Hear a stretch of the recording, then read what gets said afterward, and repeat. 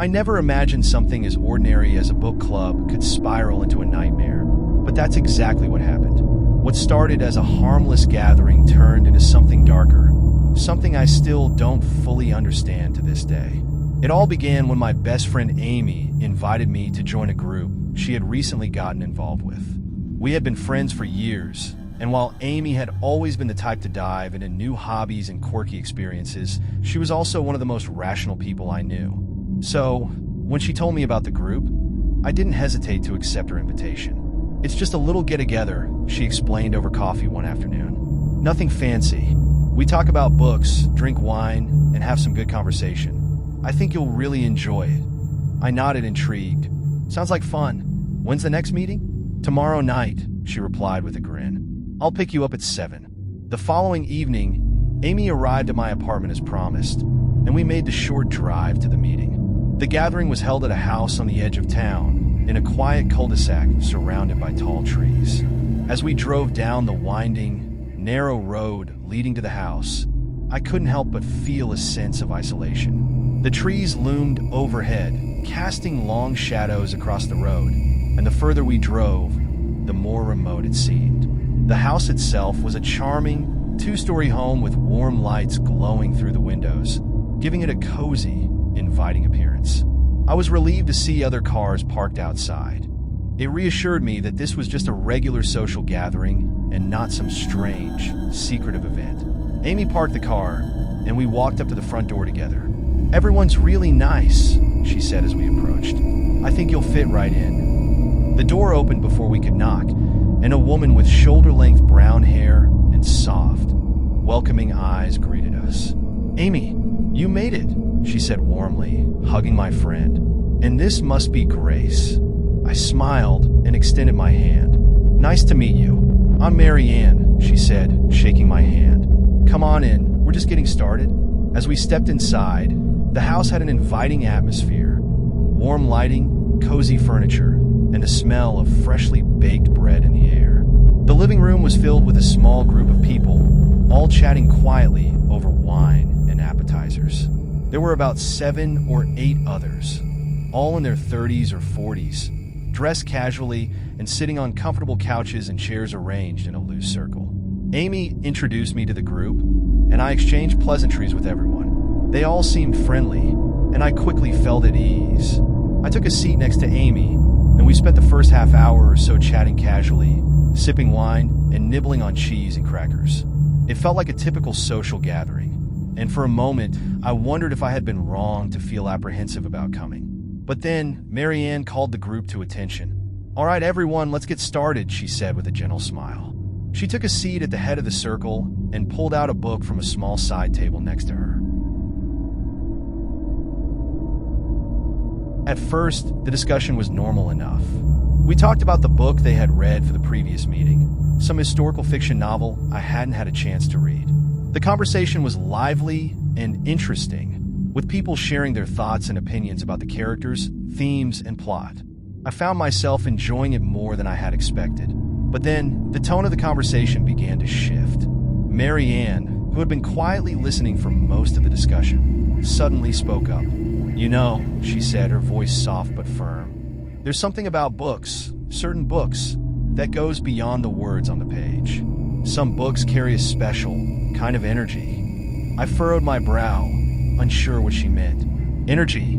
I asked, glancing at Amy, who was listening intently. Marianne nodded. Yes, some books are more than just stories. They hold knowledge, ancient knowledge, passed down through generations. When you read them, you're not just reading, you're opening yourself up to something greater. The room grew quiet as everyone listened to Marianne's words.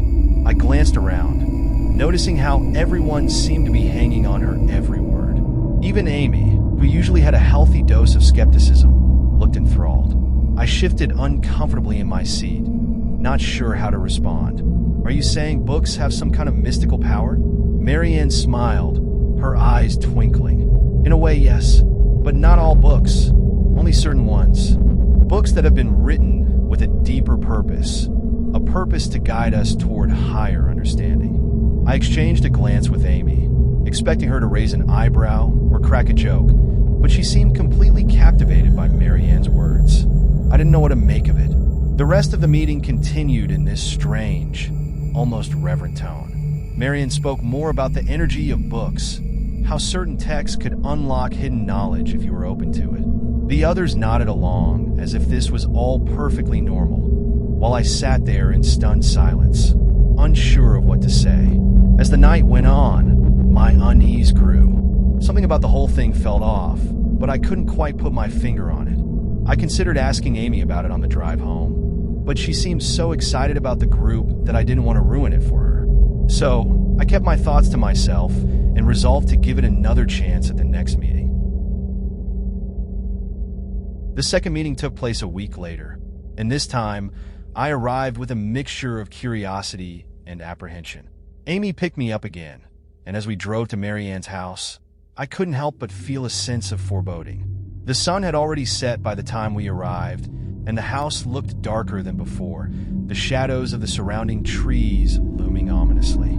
Inside, the atmosphere was the same: warm lighting, cozy furniture, and friendly faces. But there was an underlying tension that I hadn't noticed at the first meeting, a sense of anticipation that hung in the air. After the usual small talk and wine, Marianne called the group to attention once again. This time, however, she pulled out a different book.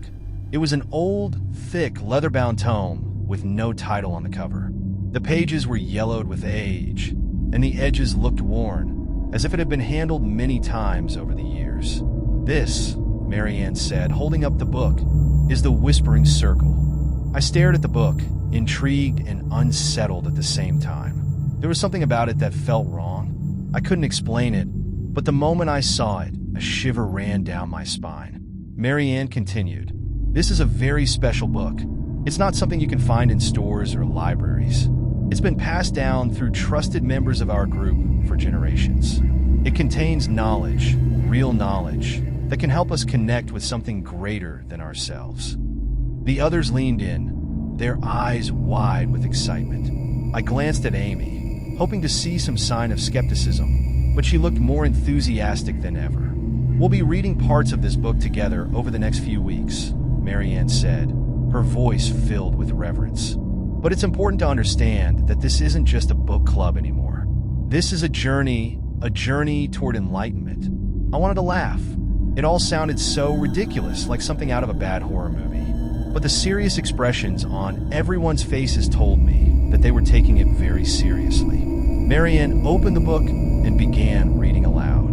The language was dense and archaic, full of vague descriptions about the universe, human connection, and spiritual enlightenment.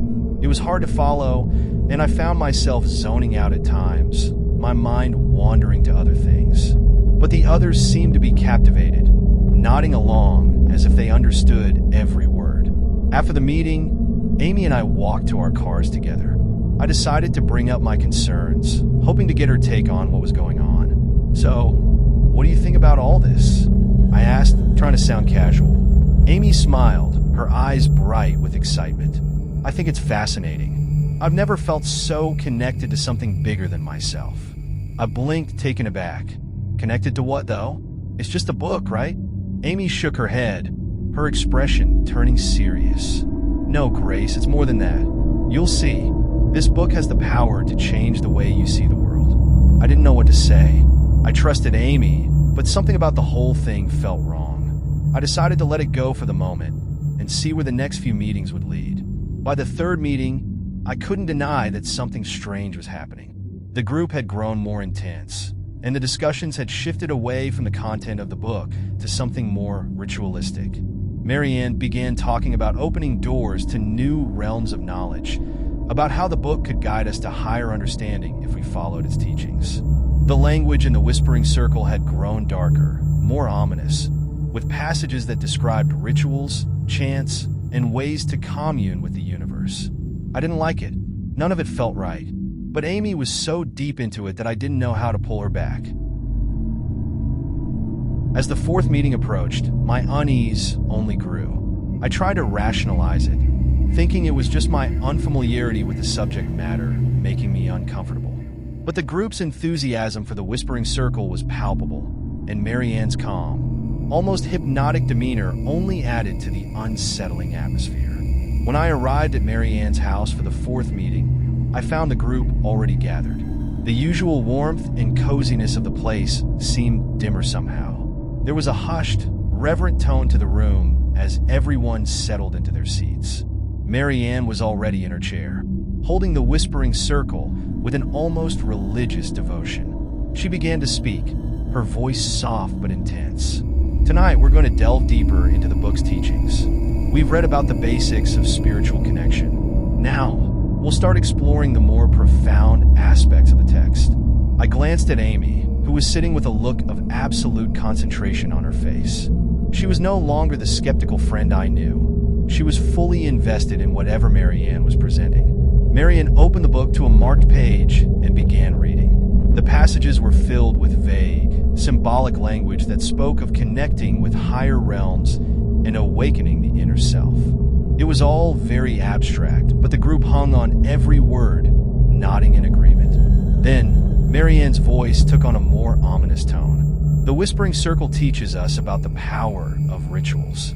Rituals can help us access deeper levels of understanding and connect with forces beyond our usual perception. She paused, letting her words sink in. Tomorrow night, we'll gather for a special ritual. It's a chance for us to fully open ourselves to the knowledge the book offers. My heart sank.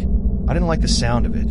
A ritual? I whispered to Amy, who was sitting beside me. What kind of ritual? Amy looked at me with a serene expression. It's part of the process, Grace. Trust me, it's a step toward enlightenment. I didn't trust it.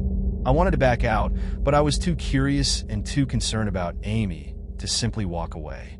I decided to see it through, hoping that my presence might offer some safeguard against whatever Marianne had planned.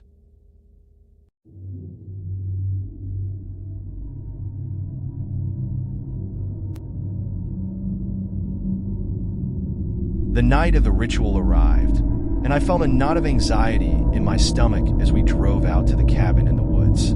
The secluded location only heightened my sense of foreboding. The trees seemed to close in around us as we made our way down the narrow, winding road. When we arrived at the cabin, it was already dark, and a fire was crackling in a pit outside. The others were already there, standing in a loose circle around the fire. Marianne greeted us warmly, but there was something unsettling about her demeanor, a calmness that felt too controlled, too deliberate. "Welcome," she said.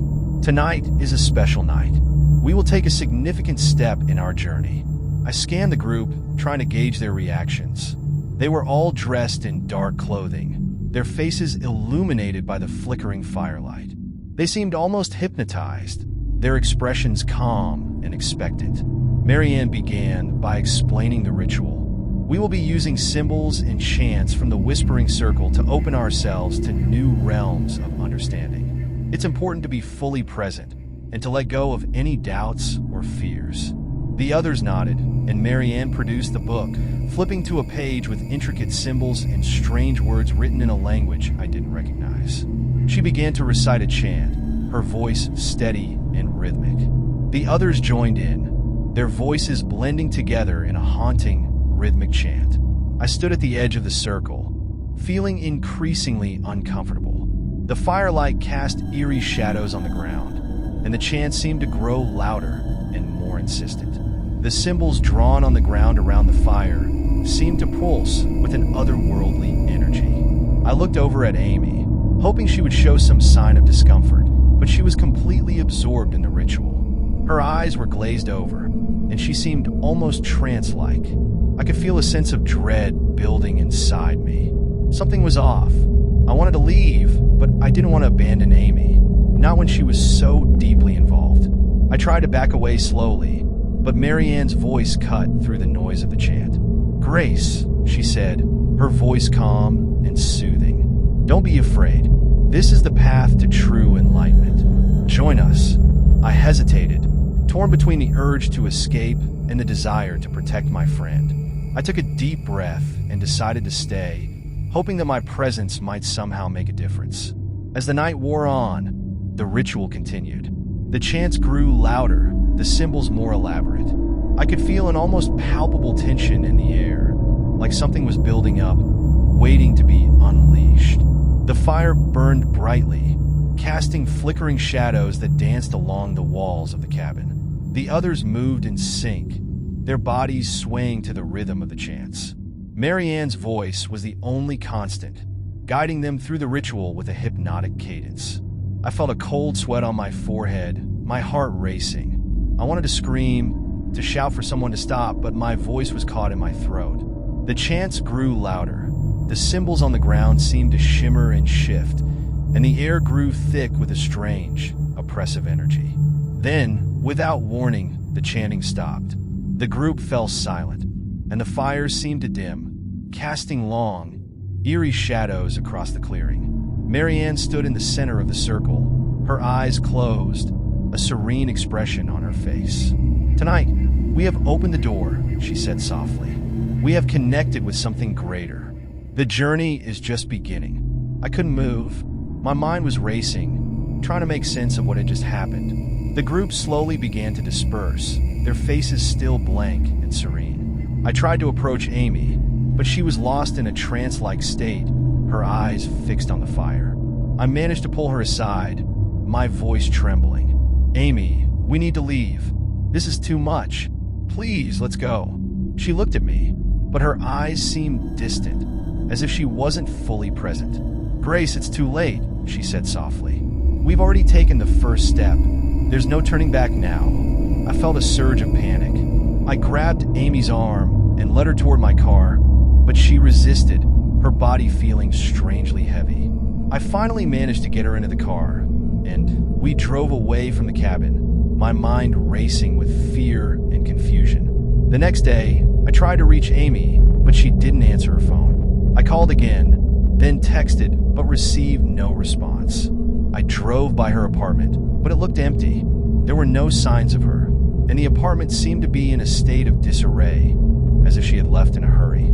I tried reaching out to the others in the group, but they were unreachable. I looked into Marianne and the so-called book club, but it was like they had vanished from existence. No one in the community group remembered them, and there were no records of any gatherings or events. I went to the police, trying to explain what had happened, but they dismissed my concerns. To them, it sounded like a strange social group or a harmless cult. They didn't take me seriously and told me there was nothing they could do. I knew something was wrong. The way the group had vanished, the eerie ritual, and Amy's disappearance. It all pointed to something far more sinister than a mere book club. I couldn't stop thinking about that night and the ominous feeling that something had been unleashed.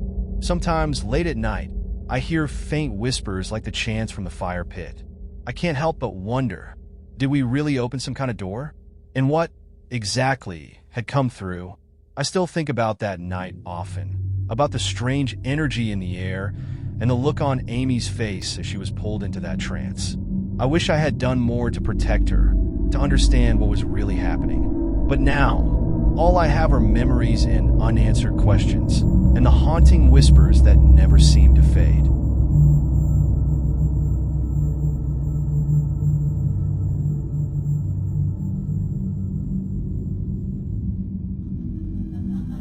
When engaging with new social groups or activities, especially those with intense or unusual practices, always trust your instincts and prioritize your safety.